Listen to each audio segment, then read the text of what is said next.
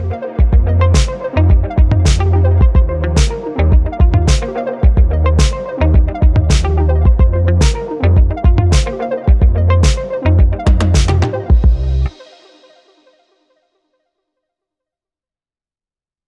boleh saya persilakan deh kepada Bu Melia, saya persilakan sekali lagi untuk bertanya langsung kepada pertanyaannya, Mbak Melia, silakan. Selamat pagi Pak Agus. Selamat pagi Melia. Pak Agus, Pak Pimpin. Ya. Saya Melia dari aplikasi Bintang Kecil.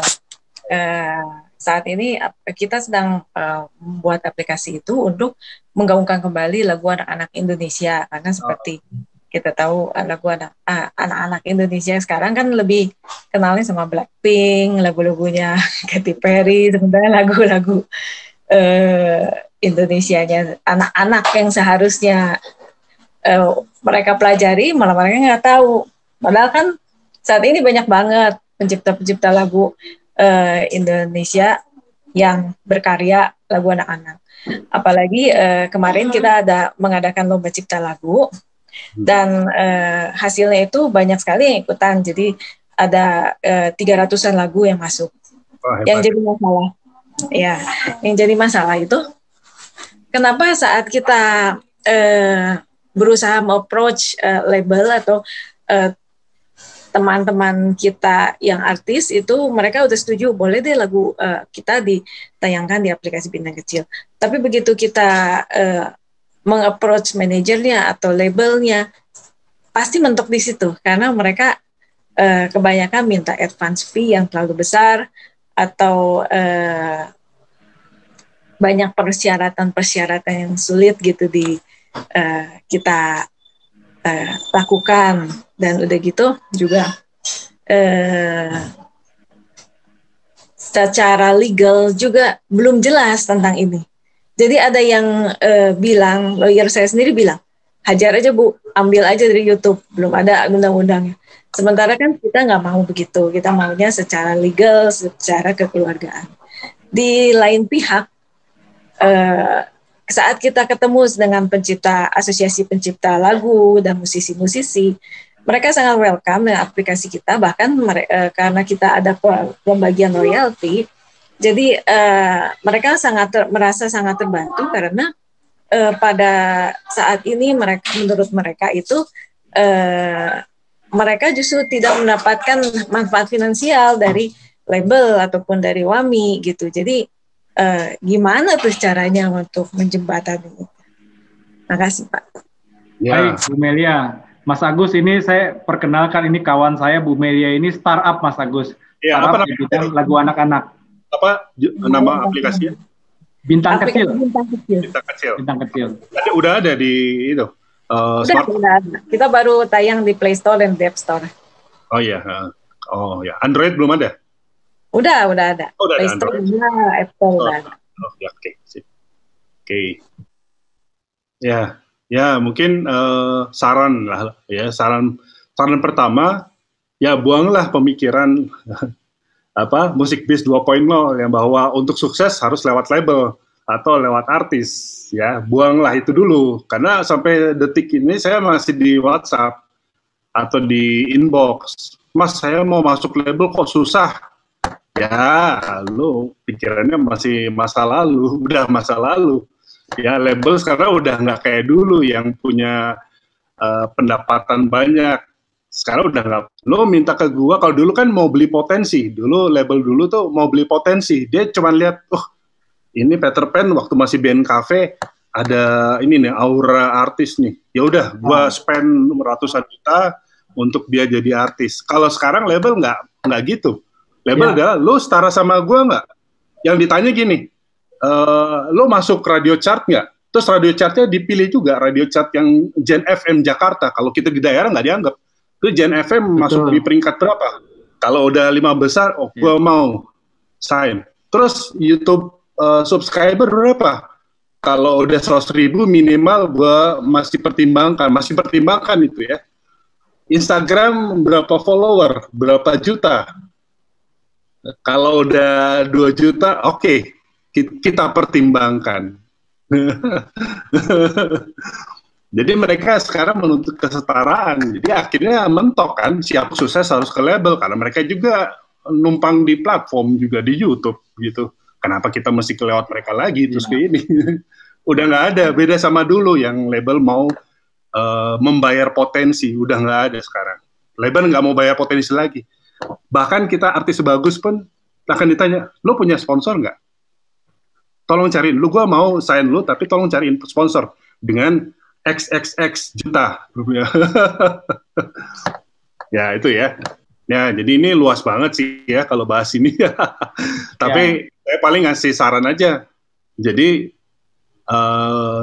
jangan ke musik biz 2.0, yaitu label. Kita udah musik biz 4.0, arah di shifting aja. Justru mungkin ini aplikasi ini bisa jadi solusi buat banyak musisi yang bisa berkarya bikin lagu, tapi nggak diterima label gitu. Jadi kita nggak usah ke situ, nggak usah ke artis juga. Kita ciptakan artis sendiri. Itu memang perjalanannya lebih panjang, tapi nanti buahnya lebih enak gitu. Buahnya lebih ini. Ya. Jadi maksudnya ini kan intinya kita musik base 4.0. Tapi kenapa mindsetnya masih musik biz 2.0? Ya, oh gimana label, gimana artis? Ya betul Pak, karena kita mau maju sampai ke sana.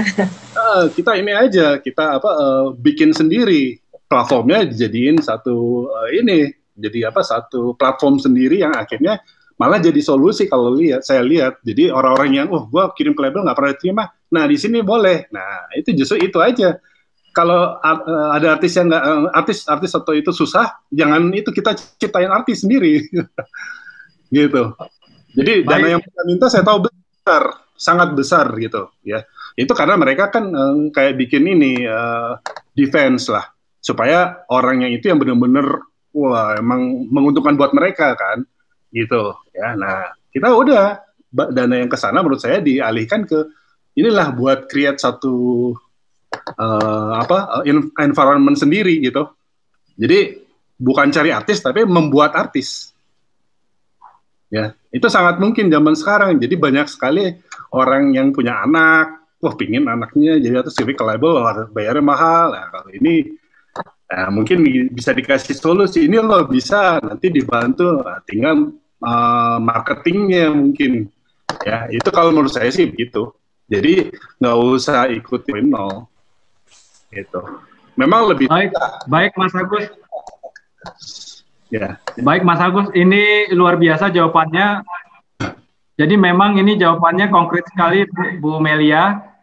Ini pilihannya tegas, apakah 2.0 atau 3.0? Ya bahasa gampangnya 2.0 berbicara tentang menggali karya-karya di masa lalu. Tapi Mas Agus dengan tegas, kenapa harus karya masa lalu? Karya masa sekarang aja kan udah bagus. Ini sekedar cerita, Bu Melia dan teman-teman, anak saya juga mendengarkan lagu anaknya Nola Abetri itu. Mereka kan bikin lagu-lagu baru untuk anak-anak, dan itu enak sekali Bu Melia. Makanya ini jawaban yang luar biasa dari Mas Agus. Ini jangan-jangan jadi potensi co-founder kah, Bu Melia? Enggak Pak, kebetulan kita bercanda Bu, bercanda. Tahu ya, bintang kecil ya.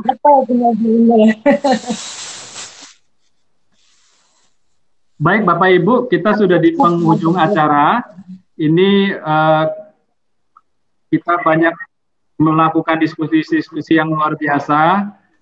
Pada Mas Agus, saya mohon 3 tips Mas Agus, 2 atau 3 tips buat kepada musisi milenial, ya mahasiswa kita. Kira-kira 3 tips apa yang mereka bisa kembangkan di era 4.0 sekarang yang bahkan bersiap menuju ke era 5.0, Mas Agus? Jadilah brand, ya. Jadilah brand artinya. Dari marketingnya, jangan sekedar cuma sosial media penting, tapi sosial media itu akan hilang pada suatu saat. Jadi contohnya website itu sangat penting, official website, ya karena secara ranking di Google orang kalau nyari sesuatu website itu lebih tinggi daripada ini sosial media. Karena apa? Kan musuhnya kan Google, yang satu Facebook kan. Ya itu. Jadi marketingnya dari website bikin selain sosial media, terus bikinlah kampanye marketing digital, yang digital berbasis digital. Ya terus ya udah itu dua itu jadilah brand sendiri. Akhirnya orang bukan lagunya yang dicari, tapi karena dia bla bla bla, itulah jadilah brand. Itulah paling. Mungkin nanti Mas Pipin bikin yang khusus untuk brand, tapi bukan sama saya, sama pakar brand, tapi branding di musik gitu. Ya banyak kan teman-teman kita yang pakar di branding musik gitu. Nah itu jadilah brand, itu aja. Baik Mas Agus, terima kasih banyak. Dari Pak Hengki mungkin mau menyampaikan konklusi, pesan buat kawan-kawan mahasiswa ini. Sudah semua, mungkin sudah banyak dari Mas Agus. Mungkin pesan untuk mahasiswa, untuk generasi muda, ikuti perkembangan teknologi mutakhir ini terus, era digital sampai 5.0 tadi dari Mas Agus tuh. Tapi juga kita harus berpijak pada kekayaan budaya kita yang harus kita gali itu loh. Jadi ide musikal Nusantara itu jumlahnya paling banyak di dunia itu. Itu jadi dikreasikan, dibikin kreasi baru yang punya nilai jual, kemasannya untuk go global gitu loh. Itu aja, makasih. Baik, Pak Hengki, terima kasih. Baik, terakhir kepada Pak Henry, saya minta untuk konklusinya Pak Henry. Baik, terima kasih Pak Pimpin, terima kasih Pak Agus, Pak Hengki, Prof. Untuk masukannya, infonya, ini sangat luar biasa sekali.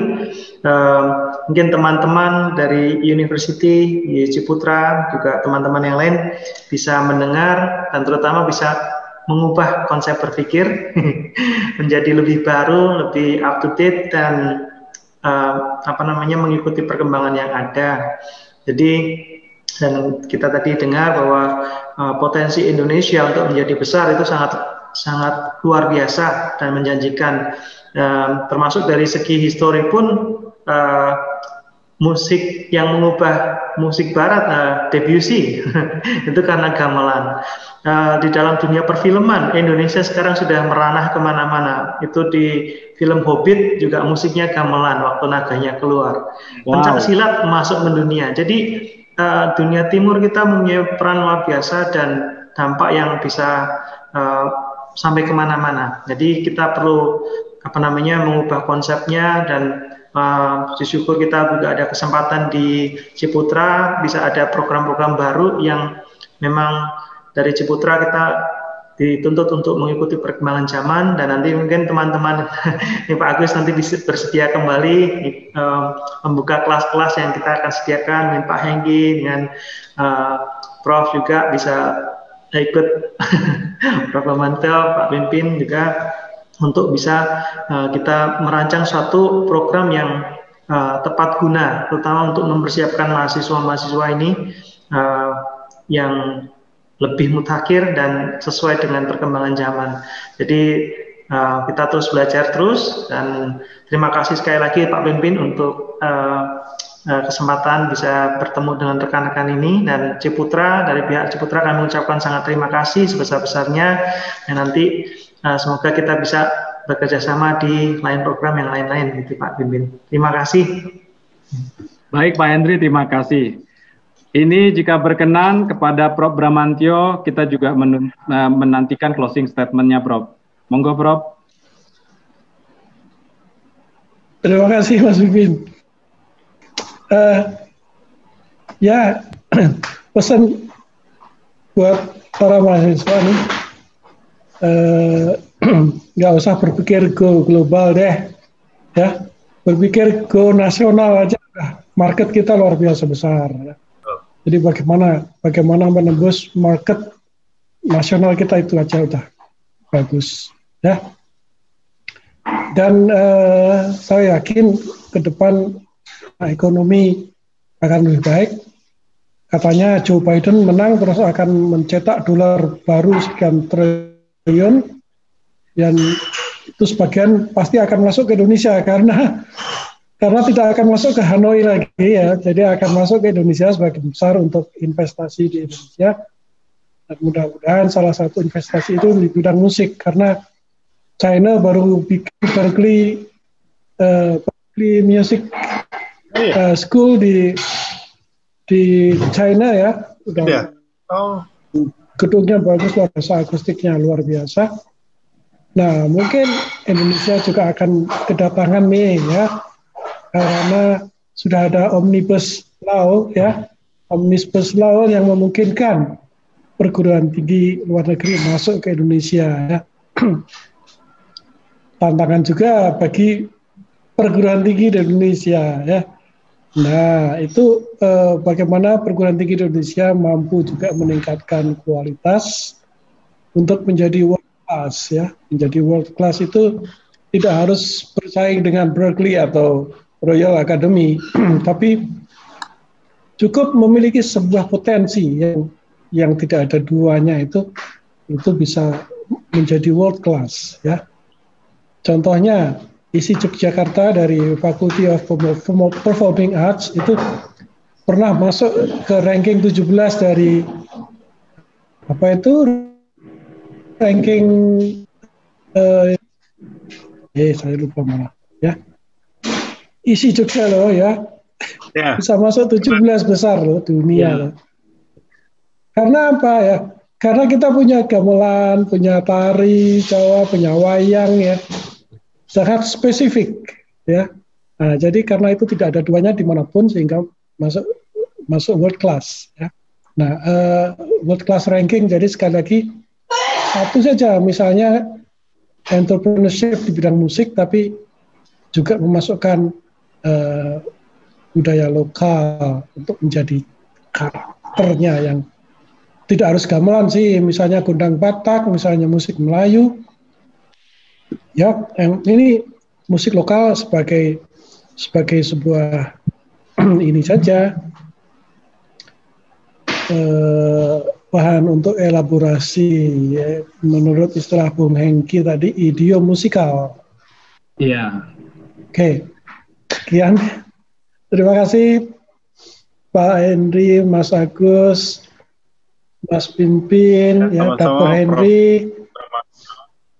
Terima kasih semuanya. Dr. Hengki, terima kasih, dan semua peserta. Terima kasih dan selamat siang, selamat beristirahat. Siap, Prof. Thank you, Prof, untuk motivasi dan wawasannya.